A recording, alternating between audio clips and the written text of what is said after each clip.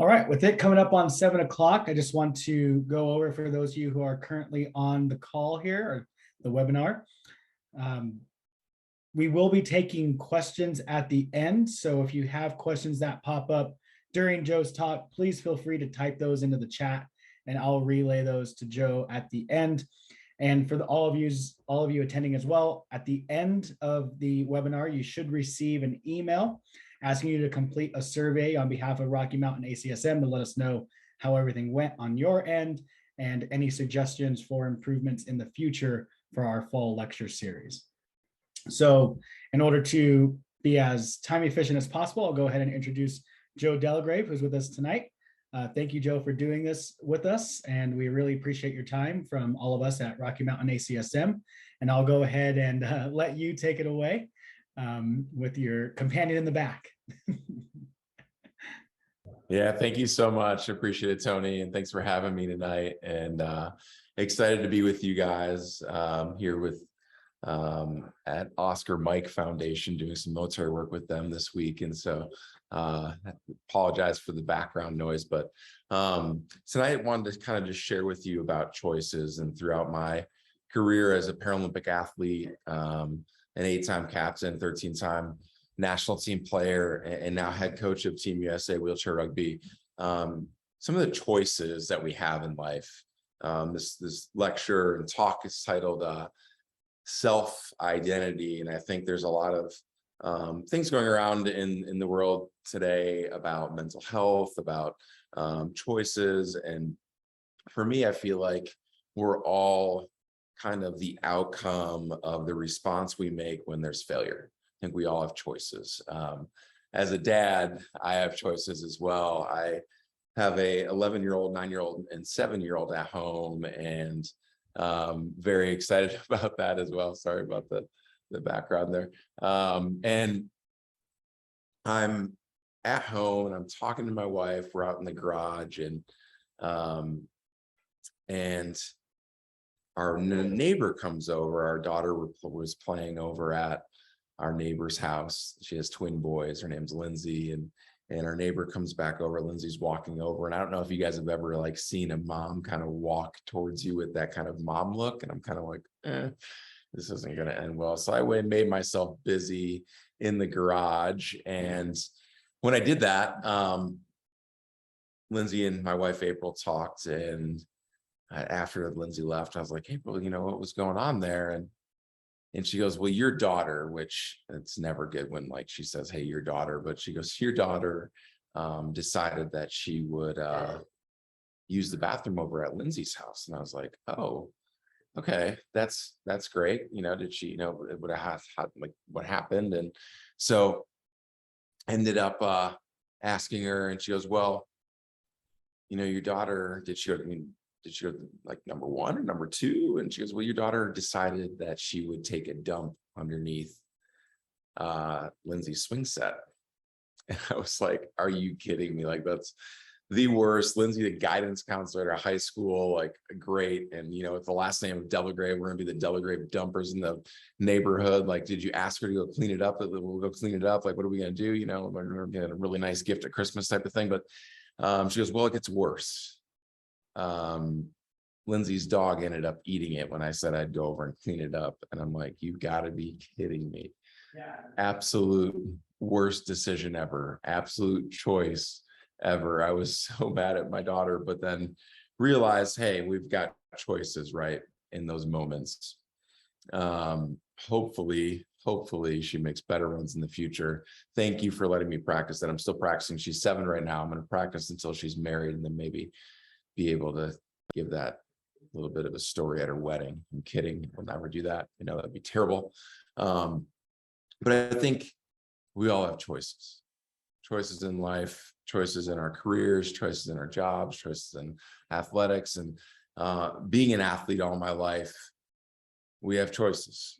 I remember in 2016, I was 4 years removed from heartbreak in London 2012, where we lost to the Canadians in overtime, and in the semifinals to go to the gold medal game. We ended up winning bronze. And in 2016, we're gearing up for Rio Paralympics where we wanted to go and win gold. We wanted to go and get a little revenge in the Rio Paralympics. We're out in Chula Vista. It's July. It's the last camp before we end up selecting the team. At that point, I've been the team since December of 2008. I've been a captain for 3 years. And I was thinking, yeah, I'm gonna make this team. I'm gonna make this team. And over in Chula Vista, we had a training camp that was really hard. 3-a-day practices, and it was basically eat, train, sleep on repeat. Next day, eat, train, sleep. Next day, same exact thing. Except for one day we had Bill Walton came randomly and gave us like a 3-hour talk. He's supposed to talk for 20 minutes and we were all tired and he had great stories. So we're like, keep going. So that day was like eat, train, Bill Walton, eat, train, sleep. We get closer and closer to Saturday, which is the day that we're going to be announcing the team. Everyone's on edge. I remember Saturday coming around and feeling like, okay, and this is the day. This is what I've trained for, the 2-a-days, the hard work all the way up. It'd been basically 7 seasons on the team at that point, 3 as a captain. I'm going like, I'm going to make this team. I remember Saturday night, we had done with practice and our coach was like, hey, we'll text you to come to the room where they're going to decide and tell us if we made it or not. I remember getting the text from my coach. I go outside, I see the sun setting over the Chula Vista mountain range. Go and knock on his door. He answers. I roll in. Door shuts behind me, and I'm thinking, this is it. And I get in there, and the coach says, hey, we just don't think you're good enough this year. And I kind of like, am I hearing this right? Is this a dream? Is this a nightmare? Hey, we're going to go a different direction, and we don't have you in our 12 that are going to go to Rio. And they said some other things on and on and on. And I just remember wanting to get out of there, call my wife, crying the phone to her, redo all the things over and over again. Like, what did I do wrong? What's going on? And in that moment, despite me thinking that I should have made it, I didn't. And I was cut. And I was told I wasn't good enough and told I wouldn't be a 2016 Paralympian. I was devastated as an athlete, devastated as a leader, devastated as a captain, devastated as a father and husband. I think a lot of times we have this spot as athletes, and I think we do this a lot in work, is we identify with whatever we're doing. That becomes our identity. And I think a lot of times we forget that one failure, that one time that we didn't make it or we're not good enough, instead of just buying into that, we get a choice in it, a choice to respond, a choice to get back up, a choice to press on. 2016, I was mad. I was angry about it all. I was absolutely devastated. And it took me a little while to bounce out of it and realize for me that I had self. I remember I was talking to a mentor of mine. He was telling me about looking in the mirror and taking personal responsibility. And I was thinking about the word self in that. When we look in the mirror, what do we see? And a lot of times we feel alone in these failures. We feel alone about losing. We feel alone about our job. We feel alone about the failure of not getting the promotion, the failure of not making it in my world as an athlete, or if we end up losing at a major tournament. What does that make us? Do we identify with that loss, or do we use it as an opportunity? And the word self for me became an acronym for my identity. Self. The first letter S stands for support. I think going through things that I've been through in life, we need support. And you look around your environment, and what do you have? For me, I had my wife and my kids and my close friends and my community, my teammates. I had support all the way around me. I had support to get me to where I was as a Paralympian, support to get me to where I am now as a coach, support to get me to where I am in my career all the way through, whether it's a win or a loss. I had support. Second letter is E. We have support and we also have effort. I think with personal responsibility and looking in the mirror, seeing that we have support, we need to put the effort in, whether or not the outcome is what we wanted it to be or not. For me, after 16, people had asked, are you going to retire? Is this it? Are you done? And for me, it wasn't. I wanted to go out on my own terms, and not every athlete gets to do that. But I thought, you know what, I'm going to put the effort in, come back, and I'm going to look in the mirror during this time and figure out what I can do better. I think a lot of times it's easy to point the finger at the coach, point the finger at the boss, point the finger at your environment and go, you know what, I'm not being loved down here. I'm not being encouraged or supported enough. So I'm not going to put the effort in. And we end up blaming other people, even though we can look in the mirror and be better. There's a lot of times with personal responsibility, it's hard work. There's a lot of effort in it. And a lot of times we like to just point the finger, play the blame game, and it's way easier. It ends up being lazy. We need to put the effort in. For me, I looked at it and go, I think I could be a better leader. I think I was so tunnel visioned and focused on the loss from 2012 that I wanted gold so bad in 2016 that it validated everything for me as an athlete. I thought it validated me as an athlete, thought it validated me as a leader, thought it validated me as a husband and father, which isn't true. But you buy into that and you think I need the outcome, otherwise I'm a failure. Otherwise it's not good enough. And you buy into it and you start believing it.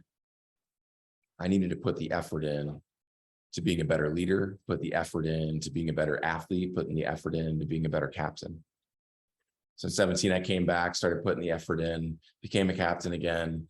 And even though I didn't like that I was cut, I didn't believe that I should have been cut, but at the same time I was.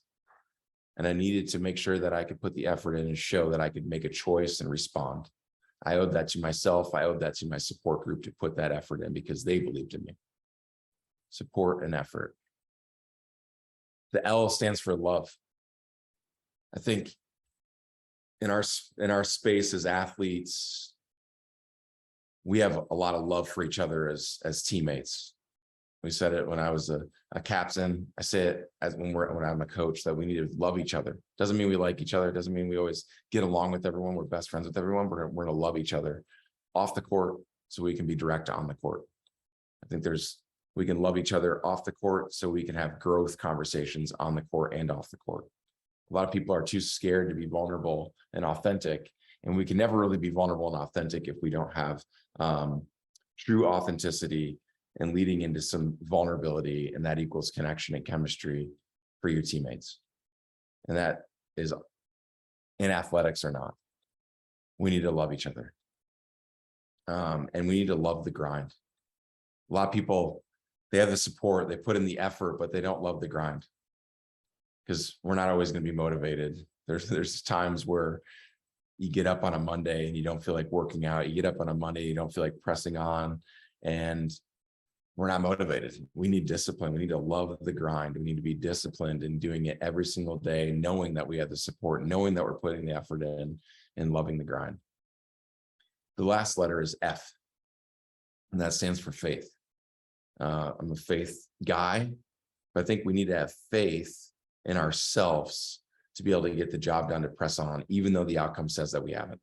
Even though maybe we failed, we have a choice to get back up, a choice to look at our support and have faith in our support around us, a choice to look at our effort and have faith in the effort that we've put in. There's a lot of times that we look at the impact meter. Are we making an impact? Are we making a dent in this whole thing? Is it working? And we're looking at this impact meter, and sometimes it doesn't go up the way we want it to, but are we disciplined to be faithful to what we're trying to work for? Do we have faith in those teammates that love us, those teammates that are putting in the effort themselves? Do we have faith? For me, self is the identity that I want to have. I want to have that support around me. I want to put in the effort. I want to love my teammates. I want to have faith in all of the above. when I was a college athlete. I was a tight end playing college football when I was 19 years old. Grew up playing sports my entire life. Basketball, football, baseball. I was actually pirate number 7 in the Pirates of Penzance. I was in plays and musicals as well. Dad wasn't pirate number 8. Pirate number 7 is kind of a big deal. Kidding. But no matter what team I was on in high school, I was always gravitated towards, I wanted to play something in college. Whether it was basketball or football, I was pretty decent on the court and on the field. And I strived towards that and worked hard towards that. I ended up getting a scholarship to a Division II school called Winona State in 2003. Went up there and played. I remember my first play of college football was in practice. We were doing 7-on-7 drills. And I was lined up with a 5th-year senior. I had no idea who it was. The tight ends that pushed me up to the front of the line. They're like, "Hey, rookie, you go." So I'm like, "All right, whatever. I'm a big, rough, tough football player. I'm 6'5", I'm 260 pounds. I'm solid muscle. I'm ready to go." And I get up to the line. I had no idea that across from me was a 5th-year senior named Derek Seek. He was an All-American. He's in the Hall of Fame at Winona. He was an amazing linebacker, but he had the long, flowing hair, kind of the drool rolling down his cheek, like quintessential linebacker. For those that maybe played football, you understand linebackers don't necessarily think, they just do. And Derek was no different. And I'm like, all right, I just need to do a 5-yard in route, catch the ball, and I'm good. So I go 5 yards, cut in, I catch the ball. I'm thinking in my head, that was a good 5-yard in route. Yes, sir. I am done with this. Derek had just waited for me to catch the ball, absolutely depletes me. I fall on my face. I'm laying there and the offense is like, "Man, get back up, show them you're not hurt." And I'm like, "Show them, I got the Tweety birds rolling around. I am hurt right now. I am 100% hurt." And they're like, "Get back up, Joe, get back up. Show them you're not hurt." And I'm like, "Whoa. All right," I get back up. And back then, I don't know if there's as many concussion protocols, but I ended up going back to the huddle, and Derek and the defense were like, "Joe, the offensive huddle is back there." I went to the complete wrong huddle, messed up completely. It was my first impression on the college campus, which was the worst first impression ever. But again, I had a choice. I think in life, I've always realized that I got a choice. No matter how fall flat on my face in football practice the first day, no matter if I'm cut from the Paralympic team, I always have a choice each and every day to look in the mirror, analyze that I've got self. I'm not self-made. I'm self-made. Support, effort, love, and faith each and every day. Finished out my freshman football season at Winona. I went back to Prairie du Chien, Wisconsin, where I lived. Grew up right on the Mississippi River that borders Iowa, about 3 hours south of the Twin Cities, if you follow the Mississippi River. Little river town, about 5,000 people, and grew up on the river almost every weekend with my buddies.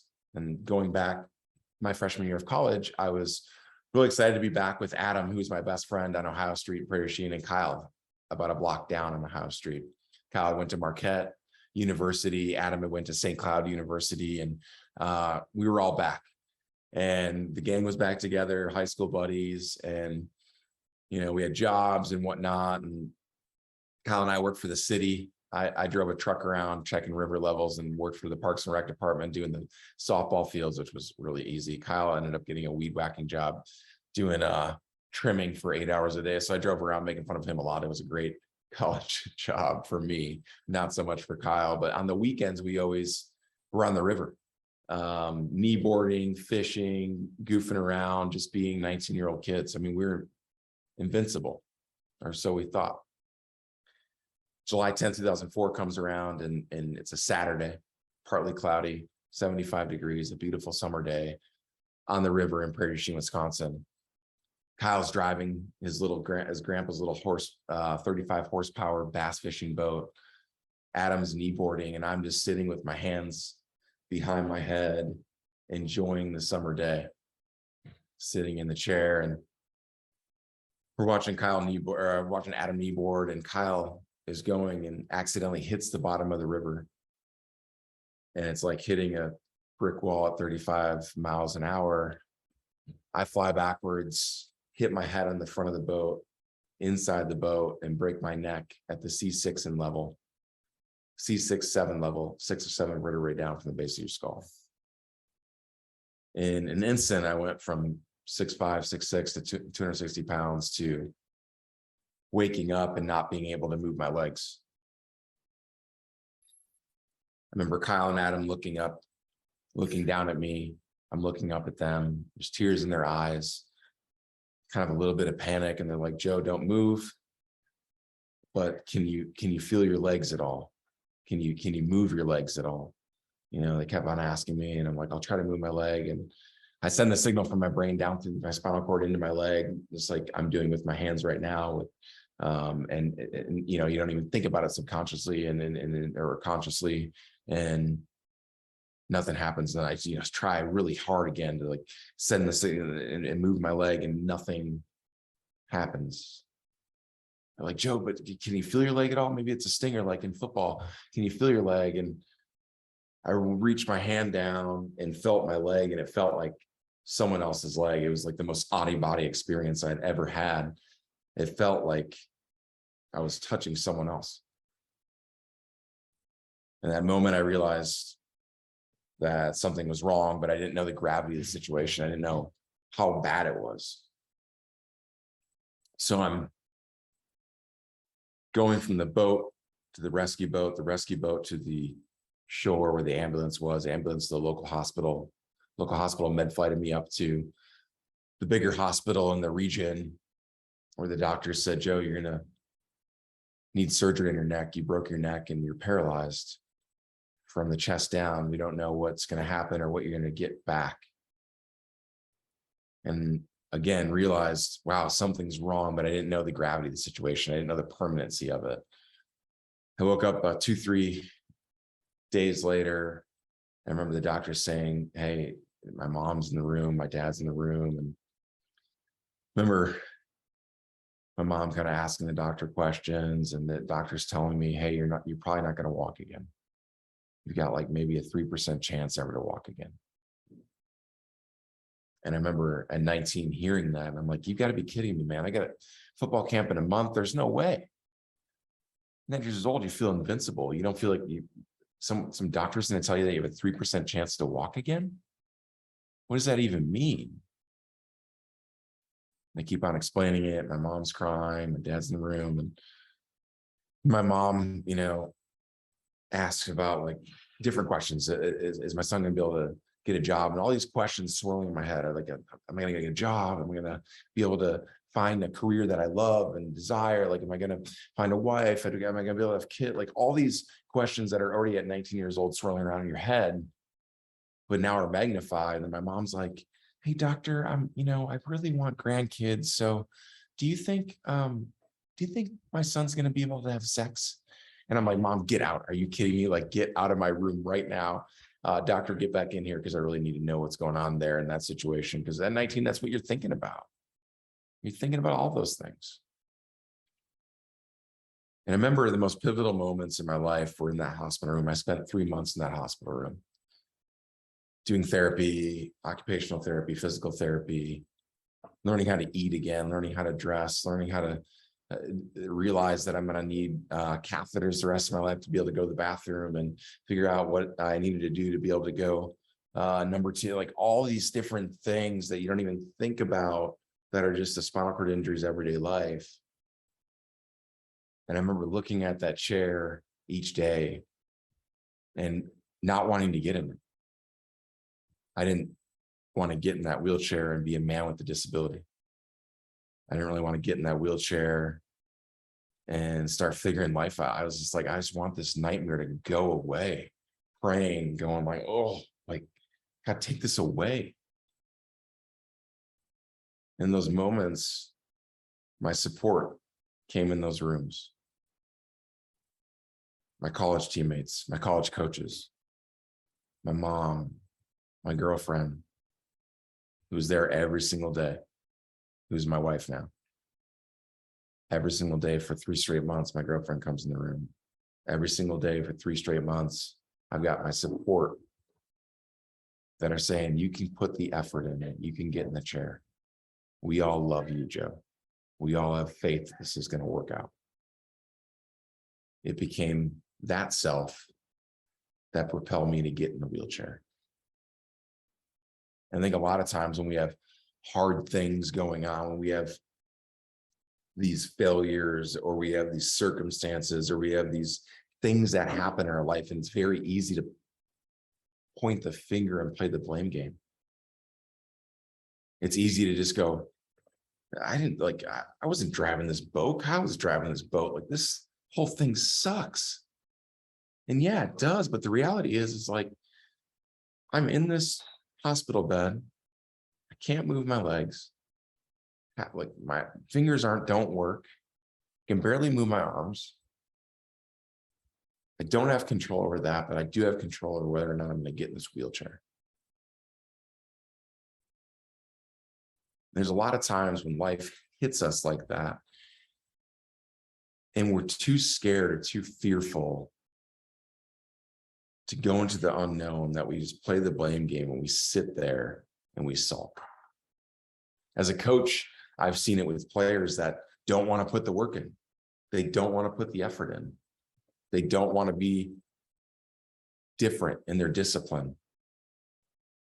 They're unmotivated, undisciplined, and don't want to put the work in. And those are the guys that don't make it. And then I've seen other guys that might not have as much talent, that might not be as athletically gifted as some others, but they want to put the work in. They believe in themselves. They don't see circumstances, they see opportunities. For me, I realized in that hospital bed that getting in that wheelchair was an opportunity. It took me years to really fully grasp that, but I had prayed for a miracle. I was like, I'm going to walk again. And there's a lot of people like that in wheelchairs that become paralyzed, and they're like, I'm going to walk again. There's nothing wrong with that. Some of them do, right? I put in a lot of work trying to work out whatever function came back from my injury for 2 straight years, trying to figure it out. And then it plateaued, and I realized life's going to go on. That support that came in every single day, they're heading back to college, and they've got to figure out life still. And I do too. When life gives you failures and circumstances and things outside of our control, we can look at it and see failures and circumstances and find a way to blame other people or blame our circumstances or failures. Or we can go, you know what, this might be an opportunity.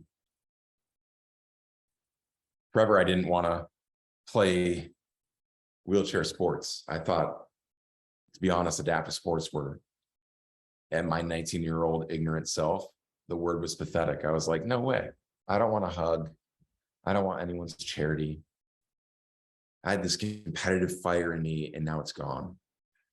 I remember making a choice to go back into Winona State's campus and help out the football team. And it was one of the most pivotal things that I ended up doing, because it showed me, number one, I can go back to school and be in an environment that I was in, able-bodied, in a wheelchair, and be okay. That I could go to school and take classes, that I could have friendships, that I could end up being a part of this football team in a different way. And it was on a Saturday when the guys all ran out, and I was like, I'm about ready to drive my wheelchair up on this field. Like, I am ready to go.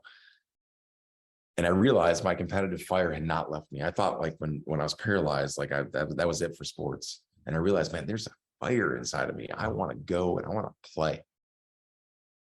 And finally, after a lot of coaches were like, hey, you should check out wheelchair this and wheelchair that. You should check out these adaptive sports. They're really cool, Joe. I think you'd like them. And they were absolutely right. They knew exactly what I could have gotten into, because it ended up just being a giant support group when I did. But I'll explain to you, I went home after realizing this competitive fire is not gone. And I looked up and Googled wheelchair sports that quadriplegic could play. And I saw wheelchair basketball, and I'm like, I don't know if I want to play wheelchair basketball. Looks like these guys have a lot more function, which they do.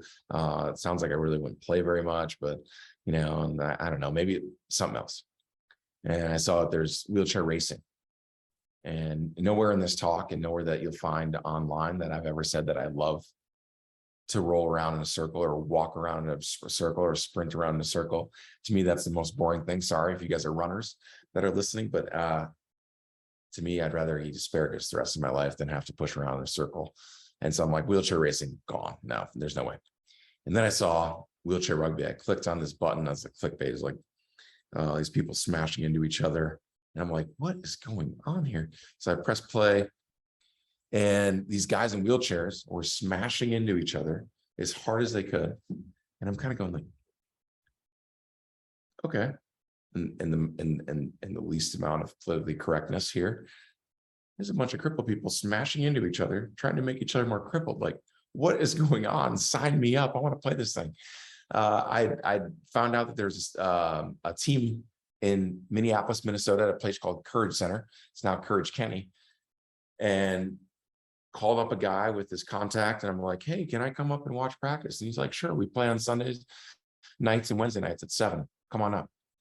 So I told my girlfriend at the time, who's my wife now, April, hey, do you want to ride up with me to the cities? It's about 2 hours away from Winona, and come to this wheelchair rugby practice. She's like, sure, let's do it.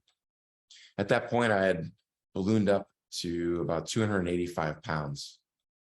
After my accident, I got down to about 230 just from not eating. And then after my accident, I just ate all my feelings and I ballooned up. And a lot of people around me had said, like, hey, man, you need to probably do something, maybe just push around push around a block or start lifting some weights or something. And I'm like, yeah, you know what? I weigh the same. And it was my buddy Kyle who's driving the boat that day. He goes, you know what? I think we should get you weighed, Joe. I'm like, Kyle, you should just shut up. Like, I was just like, no, I'm not going to get weighed. There's no way. I probably weigh around 250, it's about the same. And it's like, Joe, no, I think you should probably get weighed. I'm like, whatever, Kyle, let's go get weighed. And we went down to the local clinic in Prairie du Chien, and they didn't have like a wheelchair scale. It was a bed with you zero it out, get on the bed, and that tells you the weight. And so we zeroed it out. They got me on the bed, and it said 283 pounds. And I'm like, hey, nurse, your bed's broke. It's like 35, 40 pounds off, I think, or something like that. But why don't we zero it out and try it again? And they're like, Joe, I don't think the bed's broke, but let's just do it again. That's no problem. We'll do it for you. Zero it out. I'm pretty sure I didn't have a Snickers in between, but got back on the bed and it said 284. And I'm like, this game's done. I totally get what you're saying, Kyle.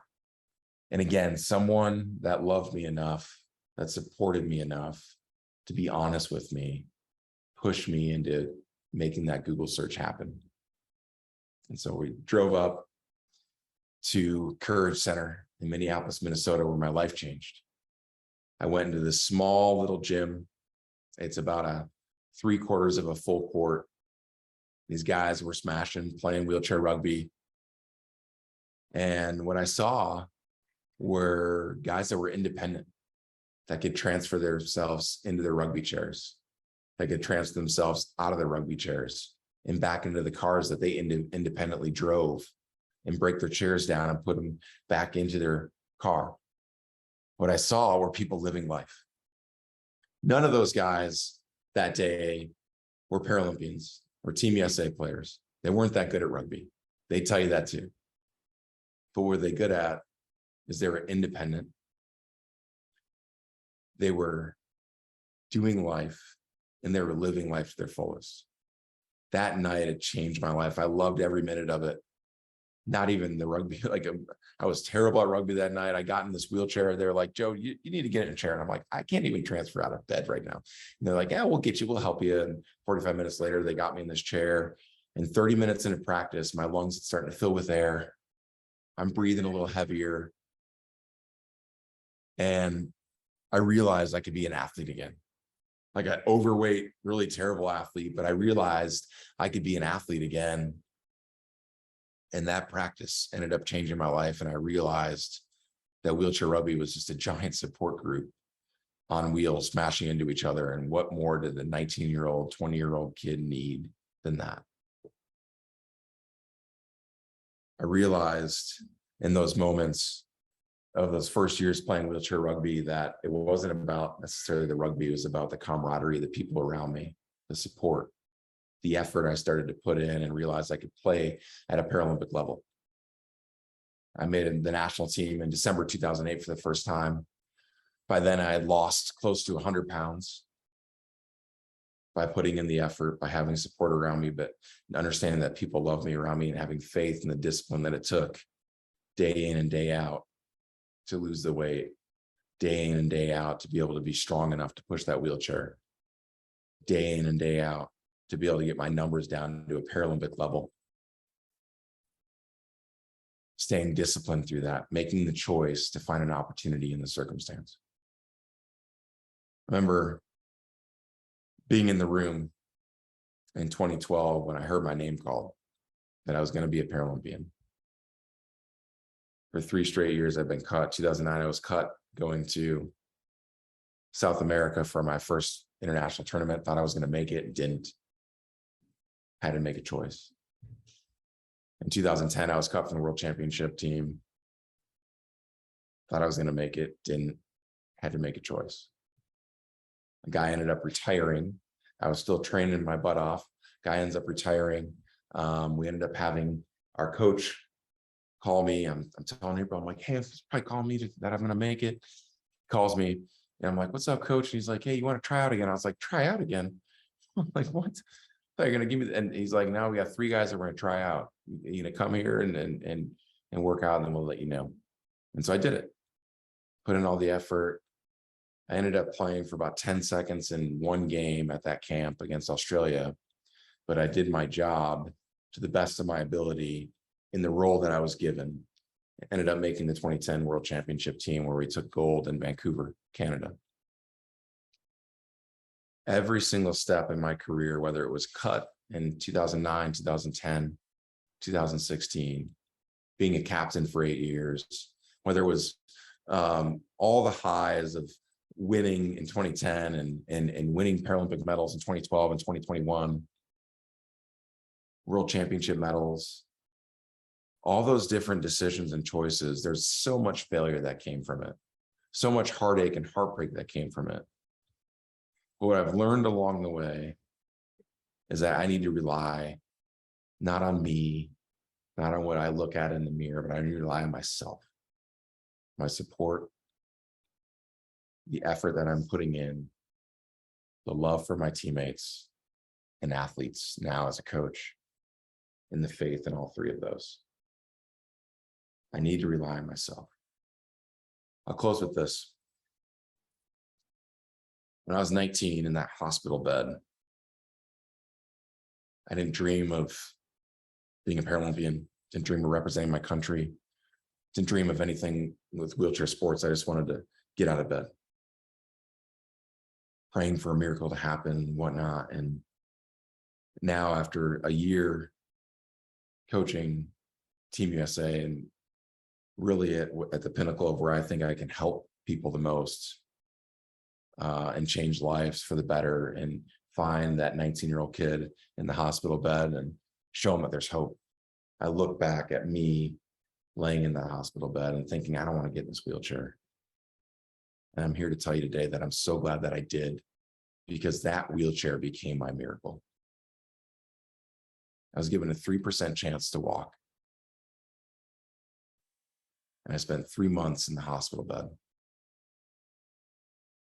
And getting in the wheelchair led me to going back to college, led me to going and realizing that I loved this girl that was with me for 3 straight months and getting married. I really wanted kids. We ended up having 3 beautiful babies. And I never thought I'd be an athlete again by getting in that wheelchair. But man, was I wrong. I've been able to play 13 seasons as an athlete and now as a coach with 3 letters across my chest, USA. It didn't happen overnight. It happened because of my support, my effort, the love that I have for my teammates, my athletes now, and the faith to put in the work, to be disciplined through all of that, to get in the wheelchair. The wheelchair led me to this life that's been pretty amazing. And I think for you guys, the takeaway is, what's that circumstance? What's that area where you've maybe blamed that could be an opportunity for you to grow? That could be an opportunity to say, you know what, I can look in the mirror and I can see that I've got self, I've got support, I've got effort, I've got love, and I've got faith. Thanks, guys. Joe, that was great. I love those stories. Very comical. Some good lines in there. All right, so open it up to the attendees to go ahead and type questions into the chat if you have any, and I'll give you all a little bit of time by asking a couple of questions that I wrote down while listening to Joe's story. So my first one is related to wheelchair rugby. Which skill was the hardest for you to master when you first started learning to play? Yeah, wheelchair rugby is a weird sport. It's kind of like you have to be selfish a little bit, because we're playing with mostly quadriplegics that, and we're very like everyone's athletic, they can pass and catch and whatnot, but basically we don't pass if we don't have to. Where in basketball, I came from a basketball background, like you're passing the ball constantly, like you want to be selfless with the ball, you want to pass it around, make sure you have good ball movement. Where here we pick and roll a lot more and then pass only when we need to. So that was kind of weird at first, going like, wait a second, like I'm not supposed to pass the ball to my teammates. This is kind of weird. So that was definitely a different one to kind of like shift my mindset. Okay. And how difficult is it to really pass that ball while in the chair?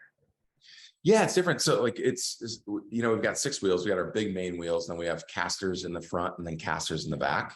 And so the chairs can be squirrely. We're set up, dialed in specifically for us in our wheelchairs, our rugby chairs. And when you're passing, like obviously when you take your hands off the wheels, the chair can kind of turn, or like you have to have very good chair control to be able to pass that ball out. And so a lot of people on the elite side make it look a lot easier than it probably is. I think there's a lot of people that come into practices and whatnot at the rec level. And they're like, oh, I can do this. I can be a Team USA player, no problem. And they don't realize how stinking hard it is. And they find out pretty quick, like this isn't something that's just you can pick up in 2 seconds. Yeah, absolutely. We all think that, right? We watch people do things that make it look easy and we think, oh yeah, I could do that. Yeah. All right. My next question for you, as we hopefully get some coming in from the attendees.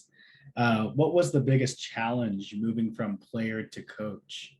So you said you're coaching now, right? And you've been coaching for a year. Is that correct? Yeah. So I just finished my first season as a head coach, and the biggest challenge I think was putting up boundaries with players that, obviously were my peers for a long time. So I'm coaching a couple of guys that I've known for 15 years that we were teammates for all 13 years of my seasons. And so that's different, right? And so like for me, I had to kind of almost grieve some of those friendships, because I'm going to obviously act different and put up boundaries. I can be respected by everyone and not just shown like, oh, I'm giving this guy different treatment than maybe this guy because we've known each other for so long. But so I really had to put up those boundaries, and especially in the first 6 to 8 months, kind of like, all right, we need to make sure that I'm not like, randomly texting my teammates, or used to be teammates now as a coach, still having that friendship. So those boundaries that I needed to put up now as their coach was difficult in the beginning. Yeah, I bet. All right. And I don't know if I didn't open up the chat and what's going on here, or why we're not getting questions. Give me 1 second to double check. Yeah, all good. Yeah, absolutely. Ask any questions that you have. I'm an open book. Yeah. Awesome. I'm going to double check the settings to make sure that I didn't do something funky here. But yeah.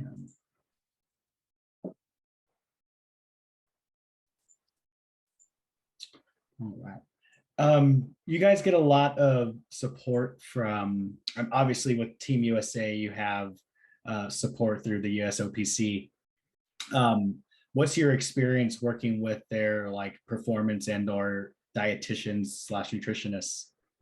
Yeah, so I think it's been a really neat thing with the Paralympic movement to be able to kind of dive into a lot more of that and nerd out a little bit. And there's a lot of, in the beginning, probably in my career back in 2008, there was a lot of kind of unknowns and not a lot of research behind nutrition specifically for spinal cord injuries in my specific subset of the disabled community.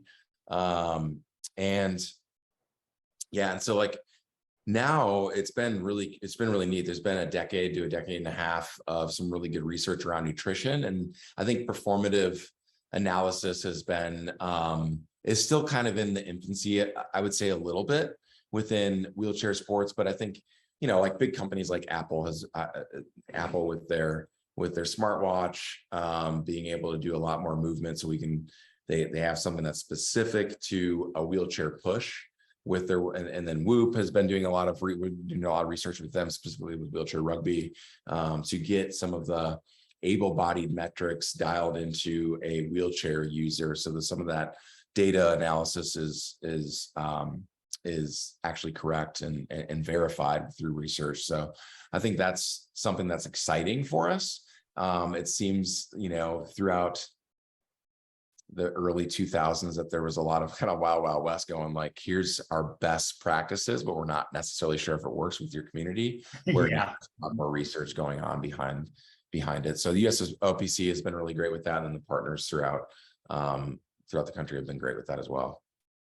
That's great to hear. All right, it looks like the chat is having some issues, so Michelle is raising her hand. So Michelle, you should be able to talk now.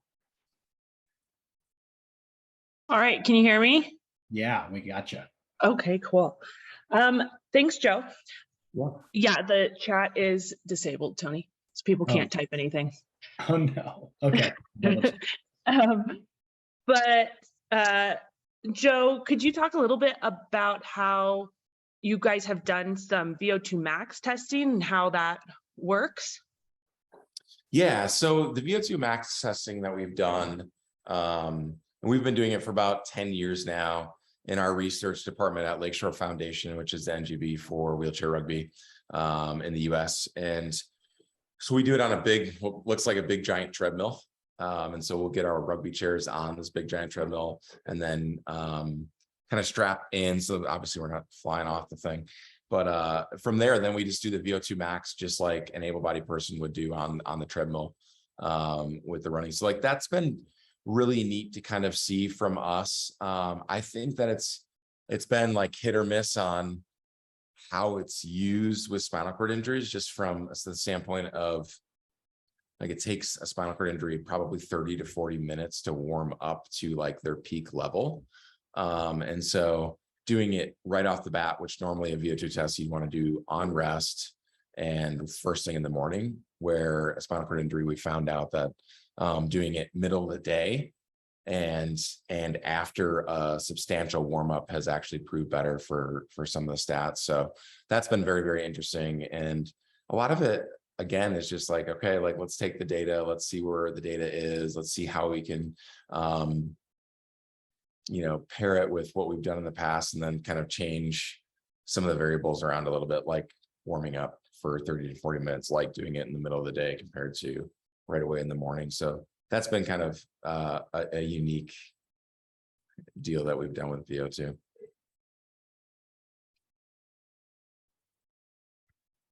Awesome. Do you as a coach use that information very much, or is it still kind of new? You're not sure how to use it to your benefit yet? Yeah, we can still use it. We can still use it with like our research department, and some of the numbers have shown how we can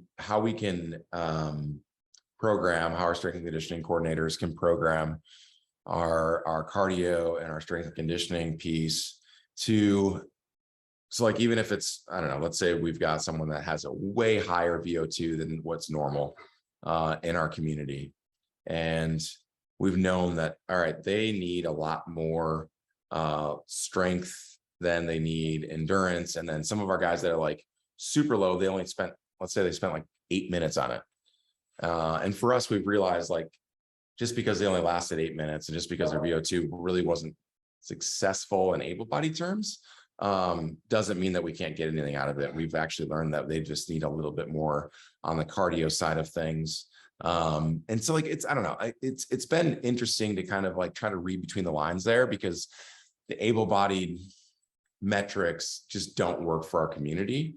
And so trying to just build up. So we want to continue to do it over and over and over again. So the data pieces are way, way bigger than some of this, maybe the sample size in the beginning. Like first 5 years, it's kind of like, what are we doing here? And now that we have got about 15 years of data at Lakeshore Foundation with VO2 and spinal cord injuries, we're able to kind of like take some of that, piece it together and go, all right, now we're able to have like best practices that are researched and the data is kind of backed from 15 years of research.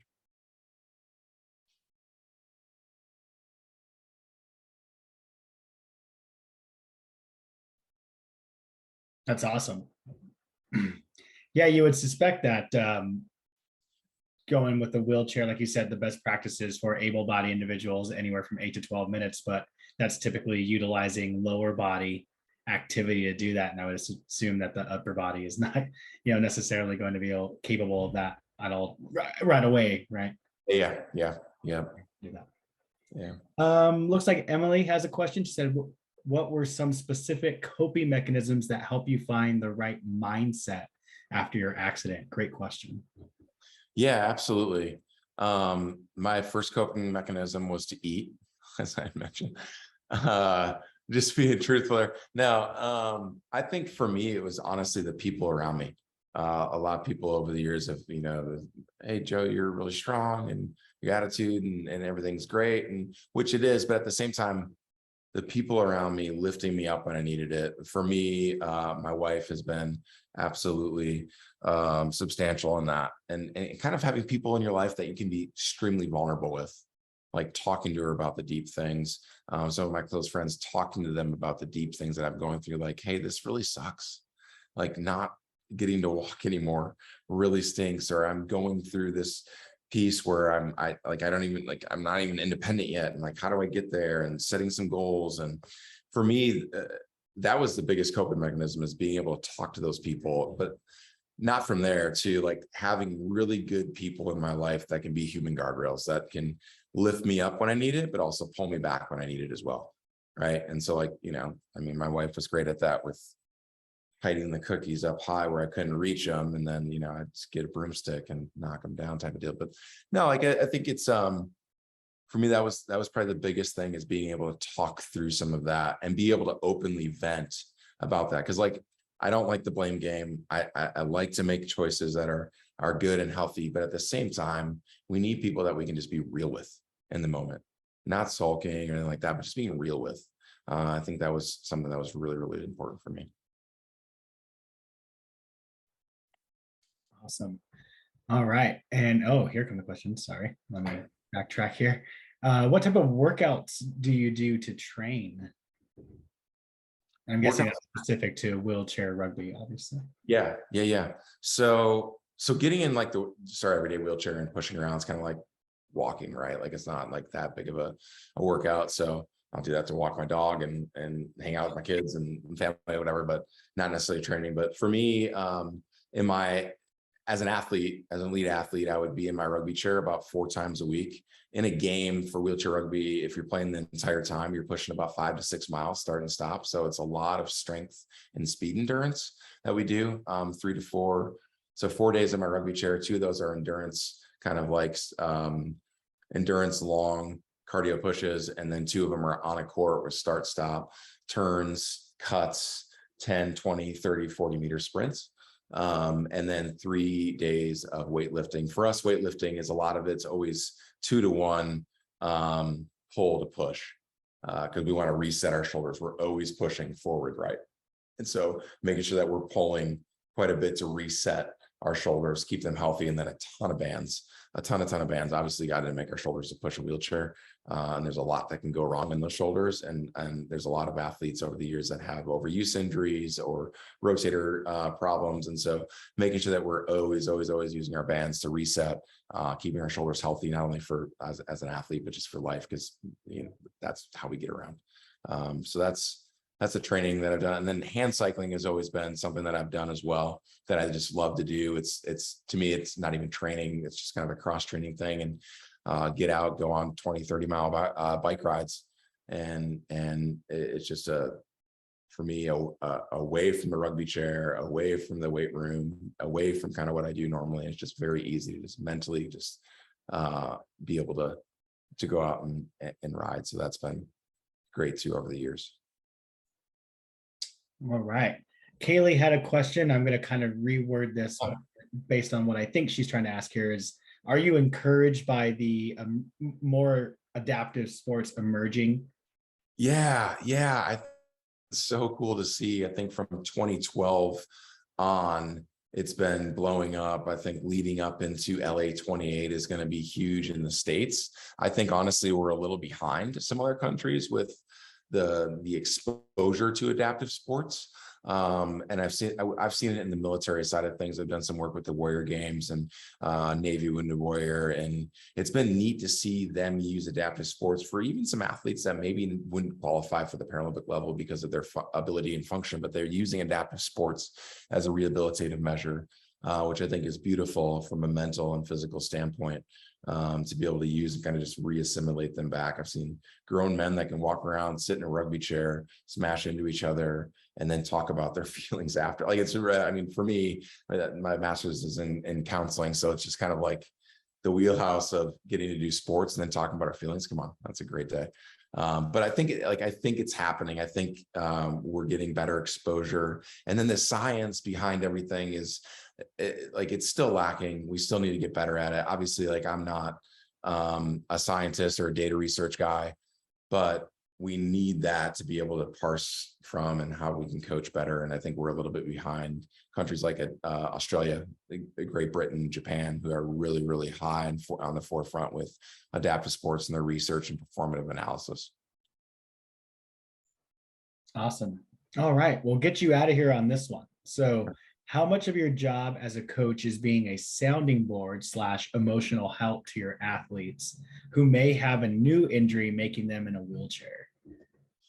Yeah, so I'm guessing what you're saying, how much of your job as a question is, I can see the question here, but the ending was worded a little weird, so I wasn't sure.